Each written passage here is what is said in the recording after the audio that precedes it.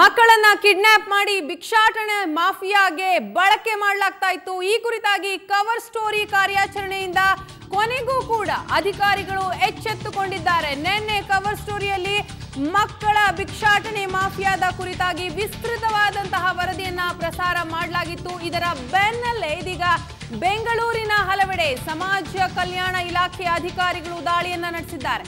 Majestic ಸುತ್ತಮುತ್ತ ಭಿಕ್ಷುಕರ ಮೇಲೆ ದಾಳಿಯನ್ನ ಮಾಡಿದ್ದಾರೆ ಅಧಿಕಾರಿಗಳು। ಕೇಂದ್ರ ಪರಿಹಾರ ಸಮಿತಿ ಕಾರ್ಯದರ್ಶಿ ಚಂದ್ರ ನಾಯಕ್ ನೇತೃತ್ವದಲ್ಲಿ ಈ ದಾಳಿ ನಡೆದಿರುವಂತದ್ದು। ಮಕ್ಕಳನ್ನ ಕಿಡ್ನಾಪ್ ಮಾಡಿ ಭಿಕ್ಷಾಟನೆಗೆ ಬಳಸ್ತಾ ಇದ್ದಂತಹ ಭಯಾನಕ ಗ್ಯಾಂಗ್ನ ಮೇಲೆ ದಾಳಿಯನ್ನ ನಡೆಸಿ ಅವರನ್ನು ಅರೆಸ್ಟ್ ಮಾಡಲಾಗಿರುವಂತದ್ದು। ಮೆಜೆಸ್ಟಿಕ್ ಸುತ್ತಮುತ್ತ ಸುಮಾರು 25ಕ್ಕೂ ಹೆಚ್ಚು ಜನರನ್ನ ಇದೀಗ ಅರೆಸ್ಟ್ ಮಾಡಲಾಗಿದೆ। ಈ ಒಂದು ಮಾಫಿಯಾದ ಕಿಂಗ್ ಪಿನ್ ಇದೀಗ ಅಂಧರಾಗಿರುವಂತದ್ದು। ಇದು ಸುವರ್ಣ ನ್ಯೂಸ್ ನ ಕವರ್ ಸ್ಟೋರಿಯ ಬಿಗ್ ಇಂಪ್ಯಾಕ್ಟ್। ರಾಜಸ್ಥಾನ, ಬಿಹಾರ, ಮಧ್ಯಪ್ರದೇಶ ಮೂಲದ ಗ್ಯಾಂಗ್ ಇದೀಗ ಅಂಧರಾಗಿದೆ। ಮಕ್ಕಳನ್ನ ಕಿಡ್ನಾಪ್ ಮಾಡಿ ಭಿಕ್ಷಾಟನೆಗೆ ಬಳಸ್ತಾ ಇದ್ದಂತಹ ಭಯಾನಕ ಗ್ಯಾಂಗ್ನ ಎಡೆಮುರಿ ಕಟ್ಟಿದ್ದಾರೆ ಈಗ ಸಮಾಜ ಕಲ್ಯಾಣ ಇಲಾಖೆ ಅಧಿಕಾರಿಗಳು। ಬೆಂಗಳೂರಿನ ಮೆಜೆಸ್ಟಿಕ್ ಸುತ್ತಮುತ್ತ ಇರುವಂತಹ 25ಕ್ಕೂ ಹೆಚ್ಚು ಜನರು ಈಗ ಅರೆಸ್ಟ್ ಆಗಿದ್ದಾರೆ। ಸುವರ್ಣ ನ್ಯೂಸ್ ನ ಕವರ್ ಸ್ಟೋರಿಯ ಬಿಗ್ ಇಂಪ್ಯಾಕ್ಟ್ ನ ದೃಶ್ಯಾವಳಿಯಲ್ಲಿ ಇದನ್ನ ಗಮನಿಸಬಹುದು। ಮಕ್ಕಳನ್ನ ಕಿಡ್ನಾಪ್ ಮಾಡಿ ಭಿಕ್ಷಾಟನೆಗೆ ಅವರನ್ನ ಬಳಸಲಾಗ್ತಾ ಇತ್ತು। ಈ ಕುರಿತಾಗಿ ನಿನ್ನೆ ಕವರ್ ಸ್ಟೋರಿಯಲ್ಲಿ ವಿಸ್ತೃತವಾದಂತಹ ವರದಿಯನ್ನ ಸಹ ಪ್ರಸಾರ ಮಾಡಲಾಗಿತ್ತು। ಇದರ ಬೆನ್ನಲ್ಲೇ ಎಚ್ಚೆತ್ತುಕೊಂಡಂತಹ ಸಮಾಜ ಕಲ್ಯಾಣ ಇಲಾಖೆಯ ಅಧಿಕಾರಿಗಳು ಇದೀಗ ಚಂದ್ರ ನಾಯಕ್ ನೇತೃತ್ವದಲ್ಲಿ ದಾಳಿಯನ್ನ ನಡೆಸಿದ್ದಾರೆ। ಕೇಂದ್ರ ಪರಿಹಾರ ಸಮಿತಿ ಕಾರ್ಯದರ್ಶಿ ಚಂದ್ರ ನಾಯಕ್ ನೇತೃತ್ವದಲ್ಲಿ ದಾಳಿ ನಡೆದು 25ಕ್ಕೂ ಹೆಚ್ಚು ಭಿಕ್ಷುಕರನ್ನ ಬಂಧಿಸಲಾಗಿರುವಂತದ್ದು। ಮೆಜೆಸ್ಟಿಕ್ ಸುತ್ತಮುತ್ತ ನಡೆದಂತಹ ದಾಳಿಯನ್ನ ನಾವು ನಿಮಗೆ ತೋರಿಸ್ತಾ ಇದೀವಿ।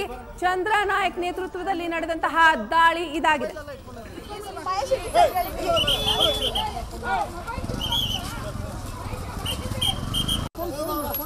ವಿಜಯ್ ಕುಮಾರ್ ಅಲ್ಲಿ 3 ಜನ ಇದ್ದಾರೆ ಓಡ್ರಿ।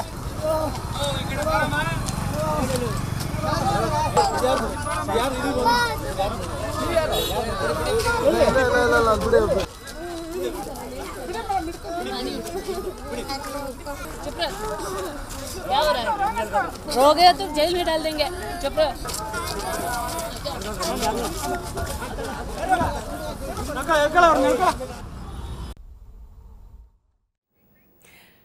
ಎಸ್ ಈ ಬಗ್ಗೆ ಮಾಹಿತಿಯನ್ನ ಕೊಡೋದಕ್ಕೆ ಸ್ವತಃ ಕವರ್ ಸ್ಟೋರಿಯ ಮುಖ್ಯಸ್ಥೆಯಾದಂತಹ ವಿಜಯಲಕ್ಷ್ಮಿ ಶಿಬರೂರು ಅವರು ನಮ್ಮ ಜೊತೆ ನ್ಯೂಸ್ ಡೆಸ್ಕ್ ನಿಂದ ನೇರ ಸಂಪರ್ಕದಲ್ಲಿದ್ದಾರೆ। ಎಸ್ ವಿಜಯಲಕ್ಷ್ಮಿ, ಮೊದಲನೇದಾಗಿ ಅಭಿನಂದನೆಗಳು ನಿಮಗೆ। ಈ ಸ್ಟೋರಿಯ ಬಿಗ್ ಇಂಪ್ಯಾಕ್ಟ್ ಆಗಿರುವಂಥದ್ದು ಈಗಾಗಲೇ 25ಕ್ಕೂ ಹೆಚ್ಚು ಭಿಕ್ಷುಕರನ್ನ ಸಮಾಜ ಕಲ್ಯಾಣ ಇಲಾಖೆ ಅಧಿಕಾರಿಗಳು ಅರೆಸ್ಟ್ ಮಾಡಿರುವಂಥದ್ದು।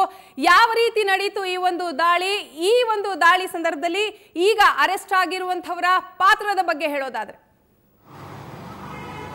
ವೀಣಾ ಪೂಜಾರಿ, ನಾನೀಗ ಡೆಸ್ಕ್ ಅಲ್ಲಿ ಇಲ್ಲ, ನೇರವಾಗಿ ಫೀಲ್ಡ್ ಬಂದಿದ್ದೀವಿ। ಮುಂಜಾನೆ 6 ಗಂಟೆಯಿಂದಲೇ ಈ ಕಾರ್ಯಾಚರಣೆ ನಡೀತಿದೆ।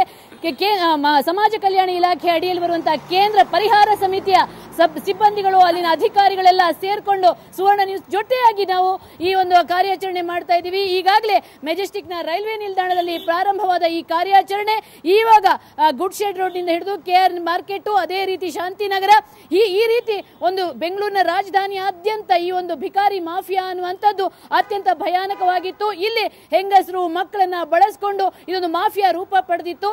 ಇದಕ್ಕೆ ಬ್ರೇಕ್ ಹಾಕಲೇಬೇಕು ಅಂತ ನಿರ್ಧಾರ ಕೈಗೊಂಡಿರುವಂತಹ ಕೇಂದ್ರ ಪರಿಹಾರ ಸಮಿತಿಯ ಅಧಿಕಾರಿಗಳು ಎಲ್ಲರೂ ಸೇರ್ಕೊಂಡು 60ಕ್ಕೂ ಹೆಚ್ಚು ಈ ಒಂದು ಭಿಕ್ಷುಕರನ್ನ ಈಗಾಗಲೇ ಬಂಧಿಸಲಾಗಿದೆ। ನೀವು ನೋಡ್ತಿರ್ಬೋದು, ಇದು ಒಂದು ಸಣ್ಣ ಸ್ಯಾಂಪಲ್ ಅಷ್ಟೇ। ಇಲ್ಲಿ ಆಗ್ಲೇ ಒಂದು 2 ಬಸ್ನಷ್ಟು ಈ ಒಂದು ಭಿಕ್ಷುಕರನ್ನ ಇಲ್ಲಿ ನಿರಾಶ್ರಿತರ ಕೇಂದ್ರ ಏನಿದೆ ಸುಮ್ನಹಳ್ಳಿ ಬಳ್ಳಿ ಅಲ್ಲಿಗೆ ಕಳುಹಿಸಲಾಗಿದೆ। ಈಗ ಒಂದಷ್ಟು ಶಾಂತಿನಗರದ ಸಿಗ್ನಲ್ ಅಲ್ಲಿ ಯಾವ ರೀತಿ ಒಂದು ಭಿಕ್ಷೆ ಬೇಡ್ತಿದ್ರು ಅವರನ್ನ ಅರೆಸ್ಟ್ ಮಾಡಲಾಗಿದೆ। ಇನ್ನಷ್ಟು ಈ ಒಂದು ಕಾರ್ಯಾಚರಣೆ ಮುಂದುವರಿಯಲಿದೆ। ಈ ಒಂದು ಕಾರ್ಯಾಚರಣೆಯ ನೇತೃತ್ವ ವಹಿಸಿರುವಂತಹ ಚಂದ್ರ ನಾಯಕ್ ಅವರು, ಇವರು ಕೇಂದ್ರ ಪರಿಹಾರ ಸಮಿತಿಯ ಕಾರ್ಯದರ್ಶಿಯಾಗಿದ್ದಾರೆ, ಅವರು ನಮ್ಮ ಜೊತೆ ಇದ್ದಾರೆ। ಇವರು ಯಾಕೆ ಈ ಒಂದು ಭಿಕ್ಷುಕರನ್ನ ಯಾವ ರೀತಿ ಹೆಂಗೋ ಅರೆಸ್ಟ್ ಆಗಿದೆ, ಆದ್ರೆ ಮುಂದೆ ಏನು ಅನ್ನುವಂತ ಪ್ರಶ್ನೆ ಮೂಡುತ್ತೆ, ಅದಕ್ಕೆ ಉತ್ತರ ಕೊಡಲಿದ್ದಾರೆ ಚಂದ್ರನಾಯಕ್ ಅವರು। ಈಗ ಭಿಕ್ಷುಕರು ಎಲ್ಲೆಲ್ಲೂ ಕಾಣ್ತಾ ಇದ್ದೀವಿ, ಇದೊಂಥರ ನ್ಯೂ ಸೆನ್ಸ್ ಆಗ್ಬಿಟ್ಟಿತ್ತು, ಆಮೇಲೆ ಒಂಥರ ಮಾಫಿಯಾ ರೂಪ ಪಡೆದಿತ್ತು। ಹೇಗೆ ಇದನ್ನ ಬ್ರೇಕ್ ಹಾಕ್ಬೋದು? ಇದೊಂದು ಕಾರ್ಯಾಚರಣೆ ಸಾಕ ಅಂತ ಅನ್ಸ್ತಾ ಇದೆ? ಕರ್ನಾಟಕ ರಾಜ್ಯದಲ್ಲಿ ಮೊದಲನೇದಾಗಿ ನಾವು ಹೇಳೋದಂದ್ರೆ ಕರ್ನಾಟಕ ಭಿಕ್ಷಾಟನಾ ನಿಷೇಧ ಅಧಿನಿಯಮ ಅಂತ 1975ರಲ್ಲೇ ಜಾರಿಯಲ್ಲಿ ಬಂದಿದೆ। ಅದಕ್ಕೆ ನಿಯಮಗಳು ಕೂಡ 1975 ಜಾರಿಗೆ ಬಂದಿದೆ. ಈ ಅಧಿನಿಯಮದ ಅಡಿಯಲ್ಲೇ ನಮ್ಮ ಕೇಂದ್ರ ಪರಿಹಾರ ಸಮಿತಿ ಕಾರ್ಯನಿರ್ವಹಿಸ್ತಾ ಇದೆ. ಅದರ ಅಡಿಯಲ್ಲಿ ಯಾವುದೇ ವ್ಯಕ್ತಿ 18 ವರ್ಷದ ಮೇಲ್ಪಟ್ಟ ಹೆಣ್ಮಕ್ಕಳು, 16 ವರ್ಷದ ಮೇಲ್ಪಟ್ಟ ಗಂಡ್ಮಕ್ಕಳು ಯಾರಾದರೂ ಭಿಕ್ಷೆಯಲ್ಲಿ ತೊಡಗಿದ್ರೆ ಅಂಥವ್ರನ್ನೆಲ್ಲ ನಾವು ಬಂಧಿಸಿ ನಮ್ಮ ನಿರಾಶ್ರಿತ ಕೇಂದ್ರದಲ್ಲಿ ಅವ್ರನ್ನ ಇಡ್ತೀವಿ. ಅಲ್ಲಿ ಬಂದ ನಂತರ ಅವರಿಗೆ ನಾವು ಕೌನ್ಸಿಲಿಂಗ್ ಮಾಡ್ತೀವಿ. ಮೊದಲಿಗೆ ತಕ್ಷಣ ಅವರಿಗೆ ನಾವು ಯಾವುದೇ ಬೇರೆ ತಕ್ಕಂಥ ಆಕ್ಷನ್ ತಗೊಳ್ಳೋಲ್ಲ. ಅವರಿಗೆ ವೇರಿಯಬಲ್ಸ್, ಅವ್ರದ್ದು ಏನು ವಿಚಾರ, ಎಲ್ಲಿಂದ ಬಂದಿದ್ದಾರೆ, ಹೇಗೆ ಬಂದಿದ್ದಾರೆ, ಇದಕ್ಕೆ ಕಾರಣ ಏನು, ಎಲ್ಲವನ್ನು ಕೂಡ ನಾವು ಅವ್ರಿಗೆ ಪರಿಶೀಲಿಸಿ ಅವರಿಗೆ ವಿಚಾರಣೆ ಮಾಡಿ ಆ ನಂತರ ನಿಜವಾದ ಭಿಕ್ಷುಕರು ಅನ್ನೋದನ್ನು ಗುರುತಿಸಿ ಒಂದೋ ಅವ್ರು ಭಿಕ್ಷೆ ಬಿಡ್ತಾ ಇದ್ರು ಕೂಡ ಆ ವಾಸ್ತವಾಂಶವನ್ನು ಅರಿತುಕೊಂಡು ಅಂಥವರನ್ನು ನಾವು ತಾಲೂಕು ದಂಡಾಧಿಕಾರಿಗಳ ಮುಂದೆ ಹಾಜರುಪಡಿಸ್ತೇವೆ. ತಾಲೂಕು ದಂಡಾಧಿಕಾರಿಗಳು ಒಂದು ಆದೇಶವನ್ನು ಮಾಡ್ತಾರೆ, ಇವರಿಗೆ ಇಷ್ಟು ದಿವಸ ಅಂದರೆ ಅವರಿಗೆ ನಾವು ಬಂಧಿಸಿದ ನಂತರ 1 ರಿಂದ 3 ವರ್ಷದವರೆಗೆ ನಮ್ಮ ಬಂಧನದಲ್ಲಿ ಇರ್ತೇವೆ. ನಮ್ಮ ಕೇಂದ್ರಗಳು ರಾಜ್ಯಾದ್ಯಂತ 14 ನಿರಾಶ್ರಿತ ಪರಿಹಾರ ಕೇಂದ್ರಗಳು 14 ಜಿಲ್ಲೆಗಳಲ್ಲಿದ್ದಾವೆ. ಅದರಲ್ಲಿ ಬೆಂಗಳೂರು ಕೂಡ ಒಂದು. ಈಗಾಗಲೇ ನಾವು 2500 ಭಿಕ್ಷುಕರನ್ನು ಬಂಧನದಲ್ಲಿ ಇಟ್ಟಿದ್ದೇವೆ. ನಮ್ಮ ನಿರಾಶ್ರಿತ ಕೇಂದ್ರದಲ್ಲಿ ಅವರಿಗೆ ವಸತಿಯನ್ನು ಕಲ್ಪಿಸಿದೆ. ಈಗ ಒಂದು ಸಮಸ್ಯೆ ಏನಂದ್ರೆ ಬೆಂಗಳೂರಿನ ರಾಜಧಾನಿಯಲ್ಲಿ ಮುಖ್ಯವಾಗಿ ಮಕ್ಕಳನ್ನ ಬಳಸಿಕೊಂಡು ಮಹಿಳೆಯರು ಭಿಕ್ಷೆ ಬಿಡ್ತಾರೆ. ಇಂಥವರಿಗೆ ನಿಮ್ಮ ಕೇಂದ್ರದಲ್ಲಿ ಪರಿಹಾರ ಇದೆಯಾ ಅಥವಾ ಅವರಿಗೆ ಏನು ಪರ್ಯಾಯವಾಗಿ ಏನು ವ್ಯವಸ್ಥೆ ಮಾಡ್ತೀರಾ? ಖಂಡಿತ. ಭಿಕ್ಷೆ ಮಕ್ಕಳನ್ನು ಬಳಸ್ಕೊಂಡು ಬೇಡುವಂಥದ್ದು ಒಂದು ದೊಡ್ಡ ಜಾಲನೆ ಅಂತ ಕಂಡು ಬರ್ತಾ ಇದೆ. ನಾವು ಅದೇ ತಮಗೆ ಹೇಳಿದ ಹಾಗೆ ನಮಗೆ ಅವಕಾಶ ಇರತಕ್ಕಂಥದ್ದು 16 ವರ್ಷದ ಮೇಲ್ಪಟ್ಟ ಗಂಡು ಮಕ್ಕಳು, 18 ವರ್ಷದ ಮೇಲ್ಪಟ್ಟತಕ್ಕಂಥ ಹೆಣ್ಮಕ್ಳಿಗೆ ಅವಕಾಶ ಇದೆ. ಒಂದು ವೇಳೆ ಇಂಥ ಹೆಣ್ಣು ಮಗಳು ಯಾರಾದರೂ ಚಿಕ್ಕ ಮಕ್ಕಳನ್ನ ಹೊತ್ಕೊಂಡು ಅವರನ್ನು ಭಿಕ್ಷೆ ಬಿಡ್ತಾ ಇದ್ದರೆ ನಾವು ಮಗು ಮತ್ತು ತಾಯಿಯನ್ನು ಬೇರ್ಪಡಿಸೋದಕ್ಕೆ ಅವಕಾಶ ಇಲ್ಲ. ಅದು ಕಾನೂನಲ್ಲಿ ಅವಕಾಶ ಇಲ್ಲ. ಹಾಗಾಗಿ ಅದನ್ನು ನಾವು ಮಹಿಳಾ ಮತ್ತು ಮಕ್ಕಳ ಕಲ್ಯಾಣ ಕೇಂದ್ರಕ್ಕೆ ನಾವು ಅವರಿಗೆ ಹ್ಯಾಂಡ್ ಓವರ್ ಮಾಡ್ತೀವಿ, ಅಲ್ಲಿ ಹಸ್ತಾಂತರ ಮಾಡ್ತೀವಿ. ಆವಾಗ ಏನಾಗುತ್ತೆ, ಅವರು ಅದನ್ನು ಆರೈಕೆಗಳನ್ನು ಮಾಡ್ಕೊಳ್ಳೋಕೆ ಮಾಡ್ತಾರೆ. ವೀಣಾ, ಏನಂದ್ರೆ ಈಗ ಮುಖ್ಯವಾಗಿ ಇಲ್ಲಿ ಮಕ್ಕಳು ಮತ್ತು ಮಹಿಳೆಯರು ಯಾರು ಈ ಒಂದು ಭಿಕ್ಷಾಟನೆಯಲ್ಲಿ ತೊಡಗಿರ್ತಾರೆ ಮತ್ತೆ ಇಂಥವರನ್ನ ಇವರ ಅಸಹಾಯಕತೆಯನ್ನ ಬಳಸ್ಕೊಂಡು ಒಂದು ದೊಡ್ಡ ಮಾಫಿಯಾ ರೂಪ ಪಡ್ಕೊಂಡು ಅವರನ್ನ ಪರ ರಾಜ್ಯದಿಂದ ಕರ್ಕೊಂಡು ಬಂದು ಇಲ್ಲಿ ಸಿಗ್ನಲ್ಗಳಲ್ಲಿ, ದೇವಸ್ಥಾನಗಳಲ್ಲಿ, ಮಂದಿರ, ಮಸೀದಿಗಳಲ್ಲಿ ಭಿಕ್ಷೆ ಬೇಡಿಸ್ತಾರೆ. ಫೋರ್ಸ್ಫುಲ್ ಆಗಿ ಅವರ ಅಂಗವನ್ನ ಊನ ಮಾಡ್ತಾರೆ. ಅದರ ಪೈಕಿಯಲ್ಲಿ ಒಂದು ಏನು ನಮ್ಗೆ ಅನುಮಾನ ಬಂದಿರುವಂತ ಒಂದು ಗ್ಯಾಂಗ್ ಕೂಡ ಆಲ್ರೆಡಿ ಅರೆಸ್ಟ್ ಆಗಿದ್ದಾರೆ. ಅದರ ಕಿಂಗ್ ಪಿನ್ ಕೂಡ ಅರೆಸ್ಟ್ ಆಗಿದ್ದಾರೆ. ಅವರು ಮಹಾರಾಷ್ಟ್ರದಿಂದ ಒಂದಷ್ಟು ಮಕ್ಕಳನ್ನ, ಹೆಂಗಸರನ್ನೆಲ್ಲ ಕರ್ಕೊಂಡು ಬಂದು ಭಿಕ್ಷಾಟನೆ ನಡೆಸಿದ್ರು, ಅವರು ಕೂಡ ಅರೆಸ್ಟ್ ಆಗಿದ್ದಾರೆ. ಇದು ನಿಜವಾಗ್ಲೂ ಕೂಡ ಒಂದು ಹೆಮ್ಮೆಯ ವಿಚಾರ ವೀಣಾ. ಎಸ್, ಖಂಡಿತವಾಗ್ಲೂ ವಿಜಯಲಕ್ಷ್ಮಿ, ಥ್ಯಾಂಕ್ ಯು ನಿಮ್ಮ ಮಾಹಿತಿಗಾಗಿ. ಒಟ್ಟಿನಲ್ಲಿ ರಾಜಸ್ಥಾನ, ಬಿಹಾರ, ಮಧ್ಯಪ್ರದೇಶ ಮೂಲದ ಗ್ಯಾಂಗ್ ಇದೀಗ ಅಂಧರಾಗಿರುವಂತದ್ದು. ಮೆಜೆಸ್ಟಿಕ್ ಸುತ್ತಮುತ್ತ ದಾಳಿಯನ್ನ ನಡೆಸಲಾಗಿದೆ. ಸಮಾಜ ಕಲ್ಯಾಣ ಇಲಾಖೆಯ ಅಧಿಕಾರಿಗಳಿಂದ ಸುಮಾರು 65ಕ್ಕೂ ಹೆಚ್ಚು ಭಿಕ್ಷುಕರನ್ನ ಇದೀಗ ವಶಕ್ಕೆ ಪಡೆದಿರುವಂತದ್ದು. ನಿನ್ನೆ ಕವರ್ ಸ್ಟೋರಿ ತಂಡ ಈ ಕುರಿತಾಗಿ ಭಿಕ್ಷುಕರ ಮಾಫಿಯಾದ ಕುರಿತಾಗಿ ವಿಸ್ತೃತವಾದಂತಹ ವರದಿಯನ್ನ ಪ್ರಸಾರ ಮಾಡಿತ್ತು.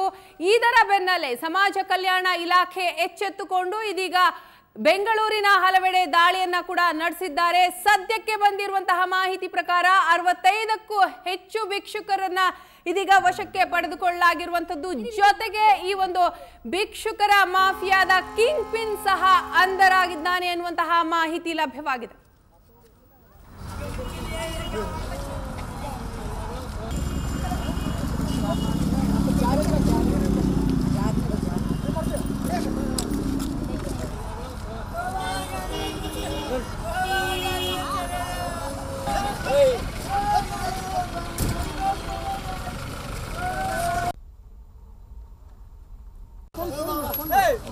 ವಿಜಯ್ ಕುಮಾರ್ ಅಲ್ಲಿ 3 ಜನ ಇದ್ದಾರೆ, ಓಡ್ರಿ.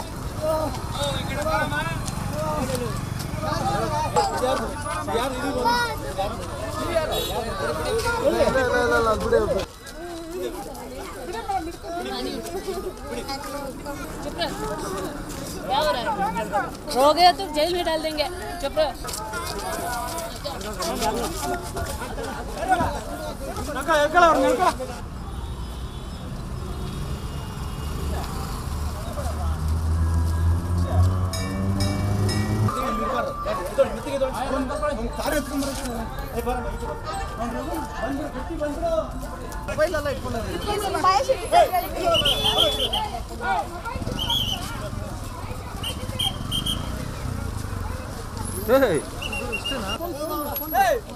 ವಿಜಯ್ ಕುಮಾರ್ ಅಲ್ಲಿ 3 ಜನ ಇದ್ದಾರೆ, ಓಡ್ರಿ.